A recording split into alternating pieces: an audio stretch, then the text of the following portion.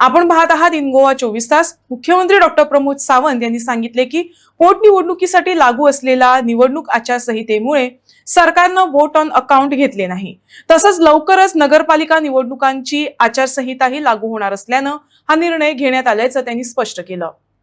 हे निवडणूक वर्ष असल्यानं ऑगस्ट आणि सप्टेंबर महिन्यात विधानसभेचे अधिवेशन होईल आणि त्यावेळी विरोधकांना आपले प्रश्न मांडण्याची संधी मिळेल असं मुख्यमंत्री म्हणाले। ठीक आहे सर, कारण हे बजेट सेशन आणि हे बजेट सेशन असल्या कारणान जर आम्ही डिमांड पास करतले असत जाल्यार प्रत्येक मंत्र्याक त्या डिमांडाचेर उलयता असतना